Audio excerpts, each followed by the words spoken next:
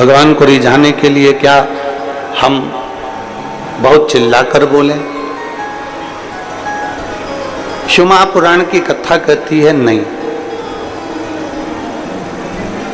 जैसे एक सेठानी किसी नौकरानी को डांट दे,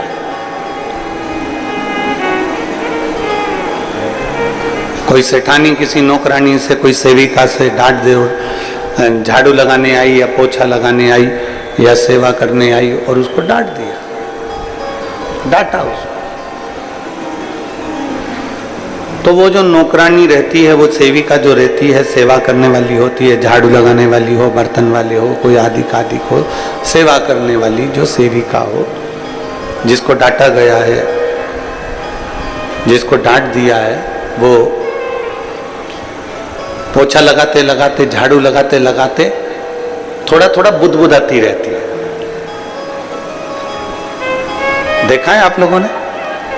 कोई सेठानी अगर किसी को डांट दे, कोई नौकरानी आदि, कोई सेविका को, कोई सेवा वाले को, तो वो धीरे धीरे धीरे धीरे धीरे धीरे अंदर ही अंदर बुदबुदाती रहती है, बुदबुदाती रहती है। इतने में सेठानी उससे पूछती है, क्या बोल रही है तू?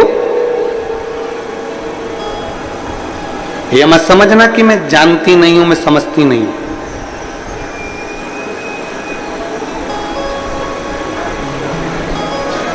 तो ये मत समझना कि मैं जान नहीं रही हूं, तो मनी मन कुछ बुदबुदा रही है, बोल जल्दी से क्या बोल रही है। सेठानी ने डांटा और नौकरानी अंदर ही अंदर थोड़ा थोड़ा बुदबुदा रही है, बुदबुदा रही है, कुछ कुछ बोलती जा रही है और अपना काम करती जा रही है, झाड़ू लगा रही है, पोछा लगा रही है। फिर पूछा सेठानी ने, मैं सब जानती हूं, तो कुछ ना कुछ बोल रही है, सही बता क्या बोल रही है, क्या बुदबुदा रही है, क्या मन में बोल रही है? पर नौकरानी बताती नहीं, सेविका बताती नहीं, चाकरी बताती नहीं कि मैं क्या बुदबुदा रही हूं। शिव महापुराण की कथा कहती है कि तुम भी भगवान के मंदिर में जब पहुंचो तो बहुत बहुत चिड़चिड़ कर नहीं, बहुत चिल्ला कर नहीं, जैसे एक सेविका एक नौकरानी बुदबुदाती रहती है, बुदबुदाती रहती है और सेठानी कहती है मैं सब जानती हूँ, उसी तरह भगवान के मंदिर में पहुंचकर जब हृदय से आप भगवान शंकर को धीरे धीरे धीरे धीरे कहेंगे तो शिव भी कहते हैं कि मैं सब जानता हूँ, तेरे हृदय की दशा को मैं पहचानता हूँ, मैं तेरे मन की बात को, तेरे हृदय की बात को मैं अच्छी तरह से जानता हूं, मुझे मालूम है तू क्या कह रहा है।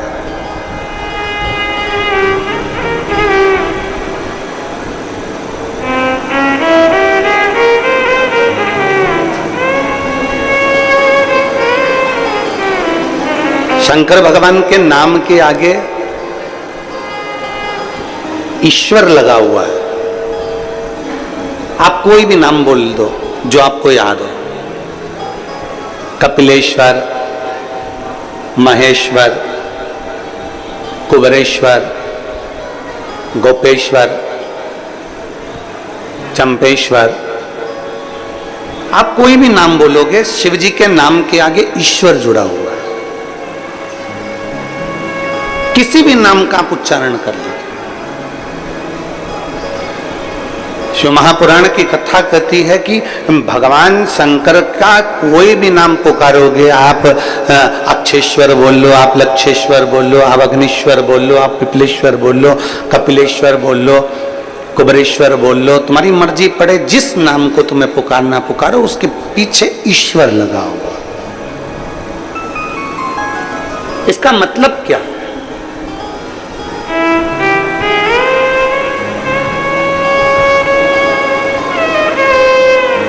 यहां शंकर नाम तो नहीं लिखा कि कपिल शंकर, अक्ष शंकर, अग्नेश शंकर, नहीं। यहां भगवान शिव के पृथ्वी पर मृत्यु लोक में जितने भी मंदिर होंगे उस पे जो नाम लिखा होगा आप उसे पढ़ेंगे कपिलेश्वर, अग्नेश्वर, अक्षेश्वर, तारकेश्वर, आप जितने भी पढ़ेंगे, महाकालेश्वर, ओंकारेश्वर, केदारेश्वर, भीमाशंकरेश्वर, जितने भी भीमेश्वर, जितने नाम आप पढ़ेंगे उसमें आपको ईश्वर शब्द मिलेगा ही। सोमेश्वर, त्र्यंबकेश्वर,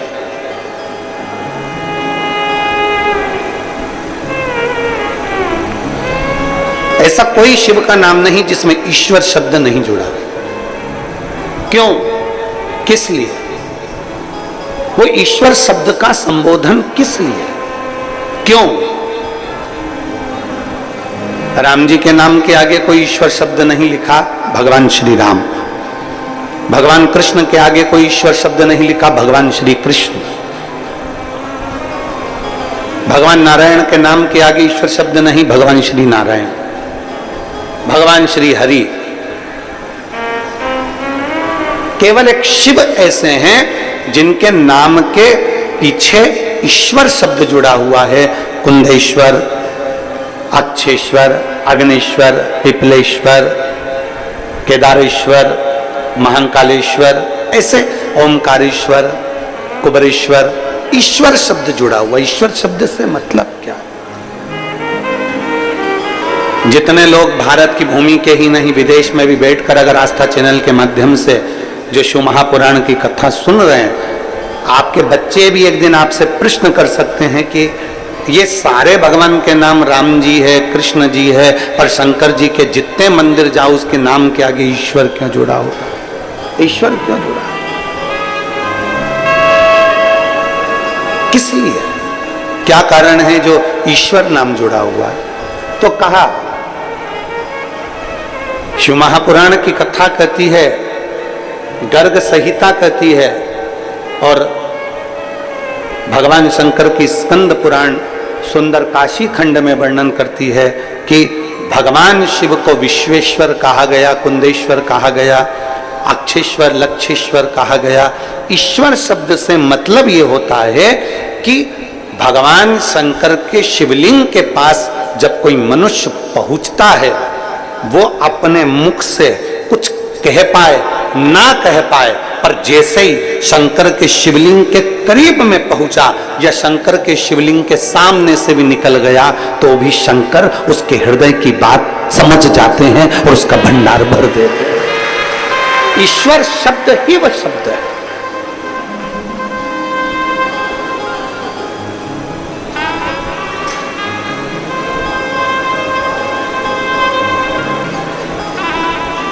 हम जिन माता जी के यहाँ ठहरे हैं, बुजुर्ग हैं बहुत, और बहुत सेवा में लगी रहती हैं भगवान की, बहुत सेवा।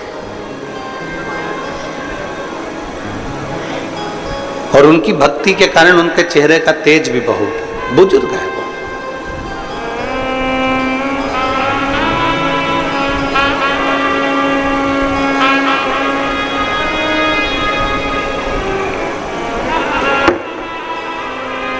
जब हम जैसे ही गनौद में पहुंचे और हमारे रुकने की व्यवस्था पहले कहीं थी फिर कहीं हुई, तो माता जी के यहाँ जब पहुंचे तो उन्होंने एक बात कही, महाराज जी हम हमेशा टीवी में कथा सुनते थे, टीवी में देखते थे, और हमेशा ये शरीर हमारा इतना चलता नहीं है तो कभी कथा में नहीं जा पाए, पर भोलेनाथ जी को जब हम एक लोटा जल चढ़ाते थे, स्पर्श करते थे बाबा का, तो बाबा से कहते जरूर थे कि एक बार कहीं ना कहीं महाराज जी से मिलना तो हो।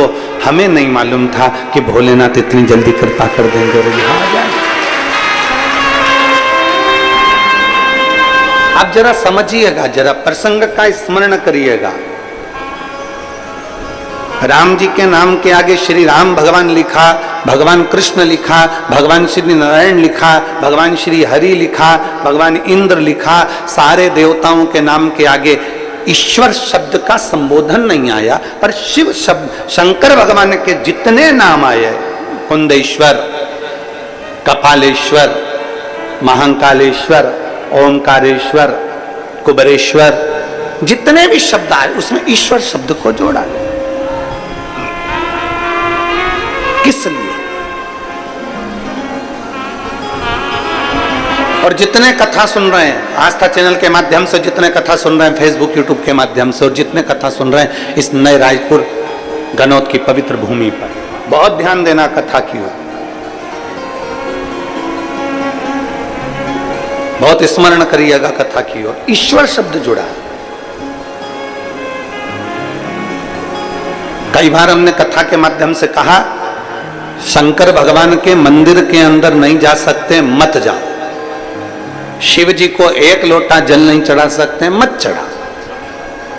पर इतना तो करो कि शंकर भगवान के शिखर का दर्शन तुमको हो जाए। ये भी नहीं कर सकते तो इतना तो करो कि शंकर जी के मंदिर के सामने से निकलकर चले जाओ। मंदिर के सामने से निकलकर जाने में भी क्या फल मिल सकता है?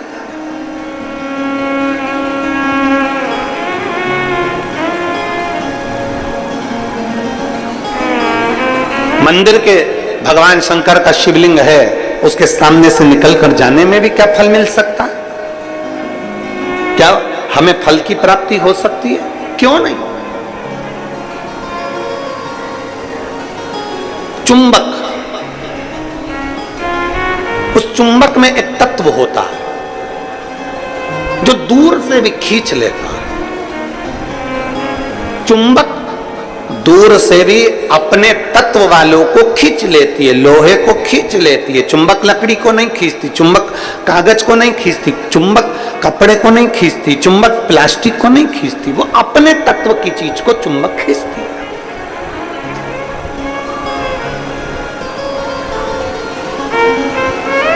चुंबक अपने तत्व की चीज को खींच रही है। शिव महापुराण की कथा में,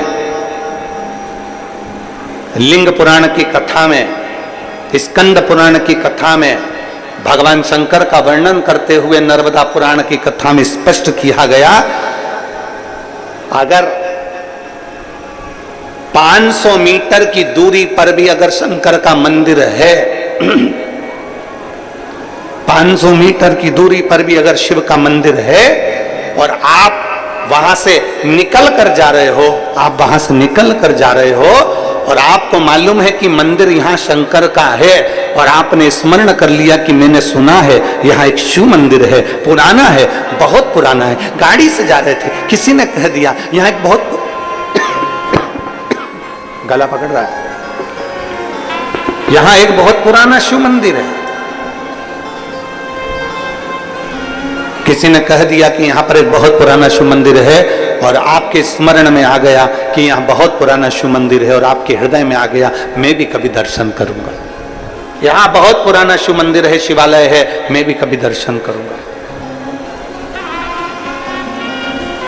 आपकी चित्तवृत्ति में आ गया यहां बहुत पुराना शिवालय है, मैं भी कभी दर्शन करूंगा। बस आप कभी उस शिवालय में नहीं गए, आप कभी आपने उस शिवालय का दर्शन नहीं करा, आप कभी उस शिवालय तक नहीं पहुंचे, आप कभी शिवालय में दर्शन करने नहीं पहुंचे, पर आपकी चित्तवृत्ति में आ गया कि यहाँ 500 मीटर की दूरी पर, 1 किलोमीटर की दूरी पर, 1.5 किलोमीटर की दूरी पर एक शिवालय है। बस तुम्हारे हृदय में आया, जैसे ही आया तुमने कुछ वहां नहीं पहुंचे, तुमने वहां पहुंचकर प्रणाम भी नहीं करा, फिर भी तुम्हारे दिल में अगर कुछ तुमने भगवान शंकर से उसी समय जैसे सुना वैसे तुमने शिव से कह दिया तो वो शंकर तुमको मैग्नेट की तरह, चुंबक की तरह उस बात को खींच ही लेते हैं।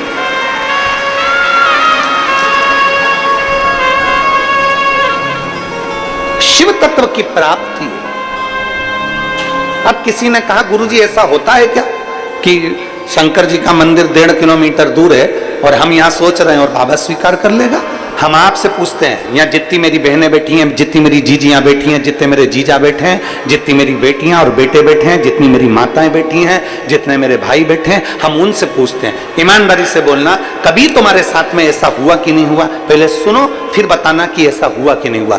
कभी तुमने सुना होगा, कभी तुमने विचार करा होगा, कोई चीज तुम घर में बैठे बैठे विचार कर ली, मुझे मेरी मौसी की याद आ रही है, या मुझे मेरे मामा की याद आ रही है, या मेरे पिताजी की याद आ रही है, या मेरी बहन की याद आ रही है, या मेरे भाई की याद आ रही है, या मेरे पास में मेरी मौसी की लड़की रहती थी उसकी याद आ रही है। जैसे ही तुमने याद किया, 1 दिन में, 2 दिन में, 24 घंटे में, 48 घंटे में, या 1 दिन के अंदर, या किसी ना किसी रूप में, या तो फोन उसका आ गया, या पत्र उसका आ गया, या उससे मिलना हो गया, या फिर उसका कोई खबर आ गई, ये हुआ होगा, आपके साथ में भी हुआ होगा। आपने याद किया और वो कहीं ना कहीं 1 दिन में, 5 दिन में, 7 दिन में, 4 दिन में, 3 दिन में उससे मिलना हो गया या उसकी फोन पे बात हो गई, और मिलते से तुमने कहा भी मैंने 3 दिन पहले तुम्हें याद करा था, 3 दिन पहले ही मैं बात कर रही थी, 1 हफ्ते पहले मैंने तुम्हें याद किया था, 15 दिन पहले ही हमारी बात हो रही थी, हम सोच रहे थे, हम आपके लिए विचार कर रहे थे, जरा विचार करिए। बस तुमने सोचा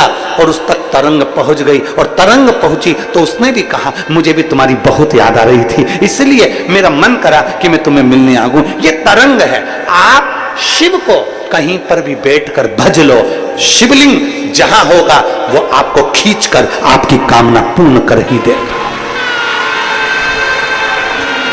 जहां होगा।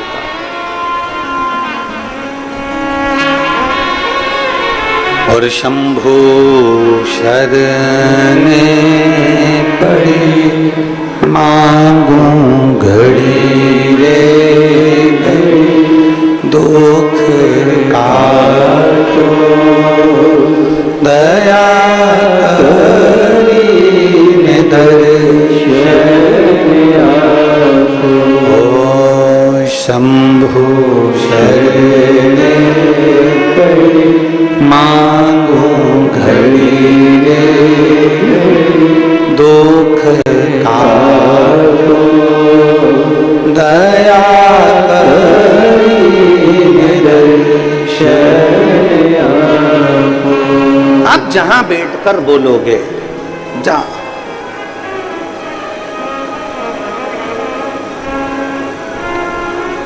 शंकर भगवान के मंदिर में नहीं जा सकते, जल नहीं चढ़ा सकते तो शिखर का दर्शन कर लो, शिखर का दर्शन नहीं कर सकते तो शंकर भगवान के मंदिर के सामने से निकल कर चले जाओ।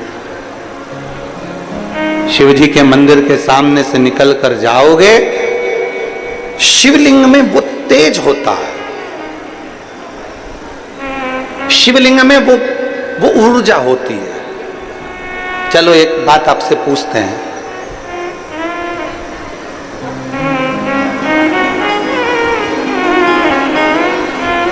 शंकर जी के मंदिर में जो शिवलिंग होता है, आपने कभी सुना होगा कि नहीं सुना होगा हमको नहीं मालूम। शिव जी के मंदिर में जो शिवलिंग होता है उसको ज्योतिर्लिंग कहते हैं कि नहीं कहते? बोलो, जम के बोलो। कहते हैं ना? तुम्हारे घर में भी जो शिवलिंग है, छोटा सा भी है तो भी वो ज्योतिर्लिंग ही कहलाता।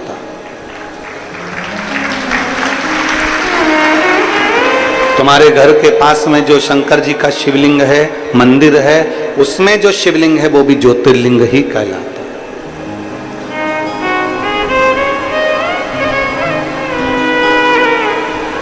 शंकर भगवान के शिवलिंग को ज्योतिर्लिंग भी कहा गया। ज्योति का मतलब क्या होता है? प्रकाश।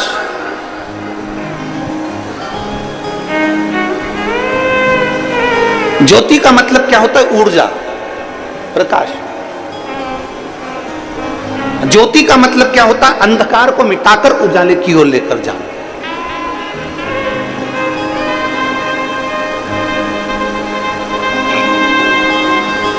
अब जो समझ गया उसके लिए समझे, नहीं तो कई लोग होते हैं। एक आदमी साइकिल लेकर जा रहा था, बाजू में से एक महिला जा रही थी, एक स्त्री महिला जा रही थी, साइकिल ले जाते उसकी साइकिल उसने महिला में ठोक दी।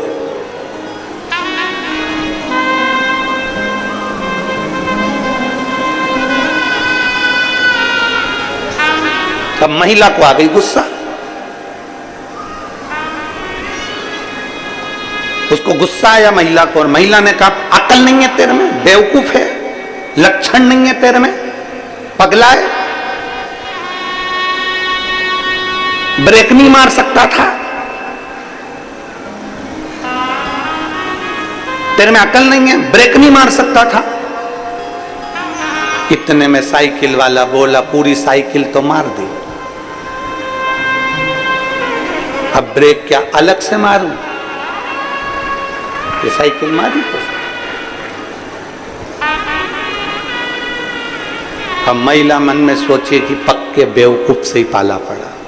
अब मैं इसको बोल रही हूं कि ब्रेक नहीं मार सकता था, तो क्या कह रहा है कि पूरी साइकिल ही तो मार दी, अब क्या ब्रेक अलग से मारूं? जो नहीं समझा उसके लिए यही अज्ञानता है। जो समझ गया, जिसके अंदर यह भाव प्रकट हो गया कि शंकर का शिवलिंग ज्योतिर्लिंग है, प्रकाश देने वाला, ज्योति देने वाला, ऊर्जा देने वाला, अंधकार मिटाने वाला।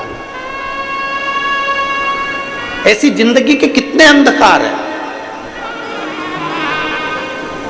ऐसे आपके और हमारे जीवन के ना जाने कितने अंधकार हैं, जिसको मेरे देवाधिदेव महादेव ने मिटा दिया। जिंदगी के ना जाने कितने कितने अंधकार, कितने अंधकार।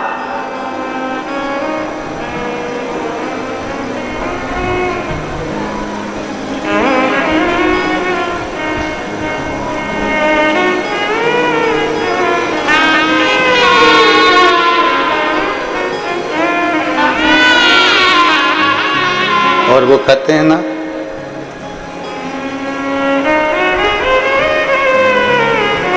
नाम महादेव का जो दिल से लिया करते हैं, नाम महादेव का जो दिल से लिया करते हैं, उन्हीं भक्तों को मेरे शिव प्यार किया करते हैं। नाम महादेव का जो दिल से लिया करते हैं, उन्हीं भक्तों को मेरे शिव प्यार किया करते हैं। कहीं पर बैठकर, तुम्हारी मर्जी पड़े जहां बैठकर, तुम्हारा मन करे वहां बैठकर, तुम एक बार दिल से जब पुकार लो महाकाल को, उस समय पर महाकाल तुम्हारे सामने खड़े मिल जाते हैं। खड़े।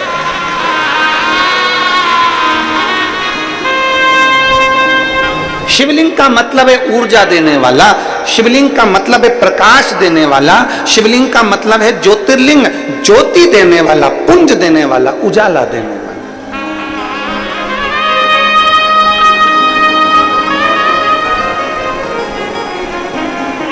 एक अलग से ऊर्जा, एक अलग से बल। और फिर निवेदन करूंगा यहां बैठी हुई सारी माताओं से, मेरी जीजियों से, मेरे जीजाओं से, मेरी बेटियों से, बेटाओं से, माताओं से, भाई बंधुओं से निवेदन करूंगा, जिस दिन तुम्हारी जिंदगी में दुख तुम्हें घेर कर रखा हो, संसार में ऐसा कोई पैदा नहीं हुआ जिसकी जिंदगी में दुख नहीं आया। बड़े से बड़े महात्मा से लेकर छोटे से छोटे मानव तक को दुख जरूर घेरता है।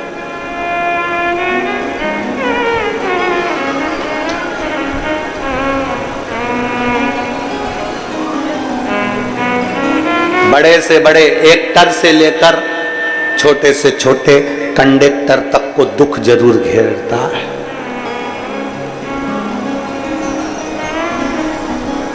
ऐसा नहीं कि दुख नहीं आएगा। और दुनिया में कोई महाराज तुमसे आकर कह दे, कोई महात्मा तुमसे आकर कह दे, कोई महाराज तुम्हारे पास में आकर कह दे कि मेरे पास आकर बैठ जाओ, मैं तुम्हें दुख नहीं आने दूंगा, समझ लेना पक्का बेवकूफ बना रहा। दुनिया में कोई महाराज तुम्हारे पास में आकर कह दे, कोई ज्योतिष आचार्य तुम्हारे पास में आकर कह दे, कोई विद्वान तुम्हारे पास में आकर कह दे कि मैं दुख नहीं आने दूंगा, तुम मेरे पास आकर बैठ जाओ, समझ लेना पक्का बेवकूफ बना रहा। दुख जब भगवान राम को आया, दुख जब भगवान कृष्ण को आया, दुख जब माता जानकी जी को आया, दुख जब स्वयं नारायण को आया, दुख स्वयं ब्रह्मा को आया, दुख स्वयं शिव को आया। ऐसा हो ही नहीं सकता कि संसार में दुख किसी के खाते में ना आए। खाते में दुख जरूर आता है, बस इतना याद रखो कि उस दुख को तुम्हें निकालना कैसे है, उस दुख को तुम्हें समाप्त कैसे करना है। वो केवल एक चीज है जो दुख को समाप्त कर सकती है, तुम्हारे हाथ से चढ़ा हुआ एक लोटा जल। क्यों? क्योंकि तुम्हारे हाथ की रकील को वो एक लोटा जल, शंकर भगवान के शिवलिंग का स्पर्श हाथ की रकील को बदल देता है, भाग्य की रकील को बदल देता है। थोड़ी मेहनत हाथ की, बाकी कृपा भोले नाथ की। तुम्हारी ऊर्जा, तुम्हारे भीतर एक बल शिव प्रदान कर।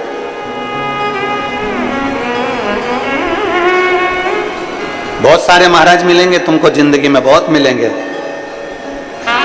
जब टीवी खोलोगे, मोबाइल खोलोगे, यूट्यूब निकालोगे, ढेर सारा महाराज तुम्हारे सामने आ जाएगा, ढेर सारा। तुम ढूंढते रहो कितने महाराज चाहिए तुमको, किलो के भाव में मिल जाएंगे, किलो के भाव। सब तुमको ज्ञान देते मिलेंगे। कोई कहेगा ये मत चढ़ाओ, कोई कहेगा ये चढ़ाओ, कोई कहेगा ऐसा करो, कोई कहे वैसा मत करो, कोई कहेगा ऐसा करो, कोई कहेगा जल पियो, कोई कहेगा मत पियो, कोई कहेगा कनेर का फूल चढ़ाओ, कोई कहेगा मत चढ़ाओ, कोई कहेगा ये फूल चढ़ाओ, कोई कहेगा वो फूल चढ़ाओ, कोई कहेगा समी का पत्ता मत चढ़ाओ, कोई कहेगा बेलपत्र मत चढ़ाओ, तो कोई कहेगा बेलपत्र चढ़ाओ, तो कोई कहेगा ऐसे चढ़ाओ, तो कोई कहेगा वैसे चढ़ाओ। पूरी जिंदगी तुम्हारी इसी उलझन में निकलती चली जाएगी। पूरी जिंदगी अपने मन को पक्का करना पड़ेगा कि मैं जब से शंकर भगवान को जल चढ़ाना प्रारंभ करा है, जब से मैंने शंकर भगवान के जल का आचमन करना प्रारंभ करा है, जब से मैंने शिव मंदिर में झाड़ू लगाना प्रारंभ करा है, जब से मैंने शंकर जी के मंदिर में पोछा लगाना प्रारंभ करा है, तब से मेरे बाबा ने मेरा हाथ पकड़ लिया। नहीं तो एक समय मैंने कोरोना महामारी में देखा था, 2-2 रुपए के मोहताज हो गई थी, खाने के लिए मोहताज हो गई थी, कुछ नहीं था, सब कुछ समाप्त हो गया था। तब मैं क्या करती? तब मेरे देवाधिदेव महादेव को मैंने जल चढ़ाया, तब मेरे बाबा ने आज तक मुझे संभाल कर रखा और उन्नति की सीढ़ी पर चढ़ाया। मेरे भगवान देवाधिदेव महादेव ने मुझे उन्नति की सीढ़ी पर चढ़ाया।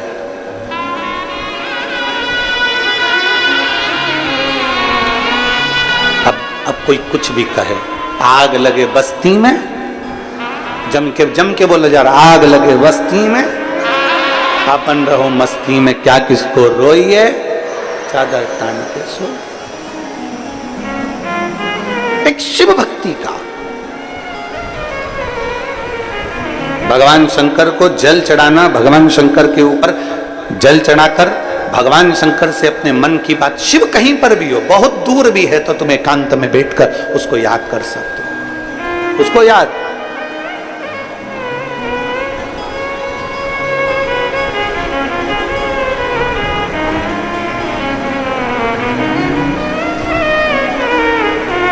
नमामि शमीशा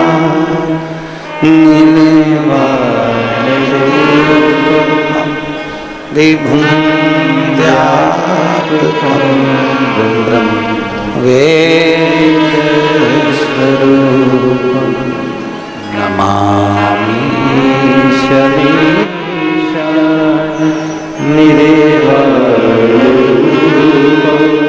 विभुं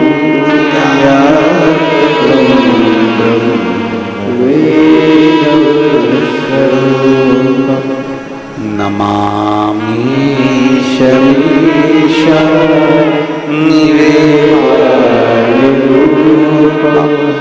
विभुं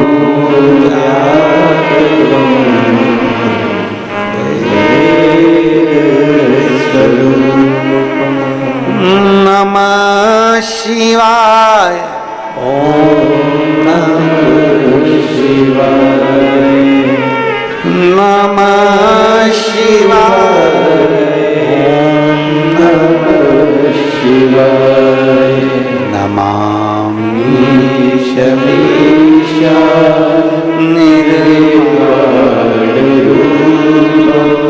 विभुं व्यापकं ब्रह्म वेदस्वरूपं। उसको जहां बैठकर भजोगे वो वहां मिल जाए, वहां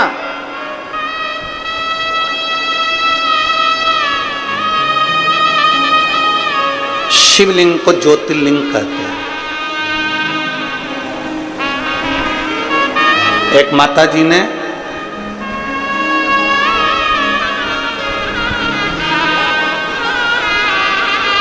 राजनंद गांव में कथा थी ऑनलाइन।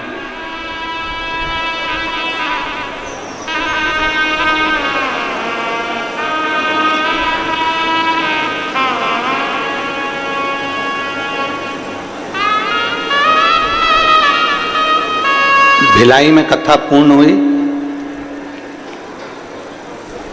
और मालूम पड़ा कि जहां कथा लोमनी में होने वाली थी वहां पानी भरा हुआ था, कीचड़ बहुत था। कथा पानी भरे होने के कारणवश, दलदल होने के कारणवश अनुमति ना मिलकर वो कथा राजनांदगांव में हुई।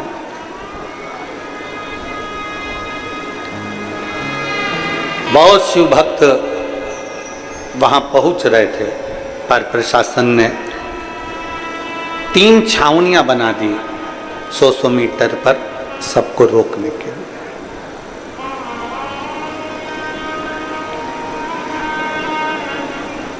अब एक ऐसी अड़भंग शिव भक्त, ऐसी अड़भंग,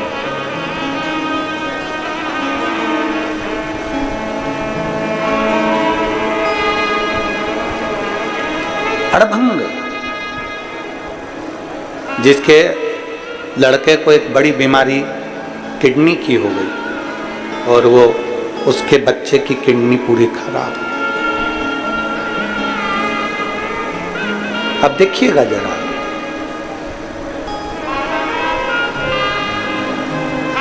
उसकी किडनी पूरी खराब हो गई बच्चे की, और डॉक्टर ने कह दिया कि इसकी या तो किडनी बदलो या ये बच्चा रहेगा नहीं। डायलिसिस चालू हो गया रेगुलर, हर 2 दिन में डायलिसिस हो रहा। अब उसको किसी ने कह दिया कि भिलाई की कथा पूरी हुई है और कथा अब ऑनलाइन। अब वो ऑनलाइन समझती नहीं थी कि उसको टीवी पर सुनना है, मोबाइल पर सुनना है, घर पर सुनना है। वो आ गई और हमको तो नहीं मालूम, पर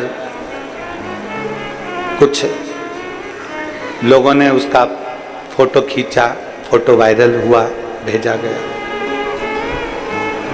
जो 3 छावनियां प्रशासन ने बनाई थी 100 मीटर पर, तीसरी छावनी के बाहर वो बैरिकेड जहां लगा हुआ था, बांस बंधा हुआ था, उसके दूर पर एक पेड़ के नीचे उसने अपनी पन्नी बिछाई, छाता लगाया और वहां अपना मोबाइल रखकर, और पूरी 5 दिन की कथा उसने वहां सुनी, पूरी 5 दिन। आते जाते लोगों ने उसका फोटो बनाया, वीडियो बनाया और पूछा कि तुम ये कथा यहां बैठ के सुन रही हो, कहां से आई हो? कहीं झारखंड और छत्तीसगढ़ की बॉर्डर पर उसका निवास है। वहां का उसने वर्णन किया, उस गांव का नाम भी उसने बताया, हम वहां से आए। क्यों? मेरे बच्चे को डॉक्टर ने कहा है कि किडनी बदलना है या फिर ये डायलिसिस 2-2 दिन में हो रहा है और मेरा बच्चा हॉस्पिटल में। अब डॉक्टर ने जवाब दे दिया, ऊपर वाला जाने। हम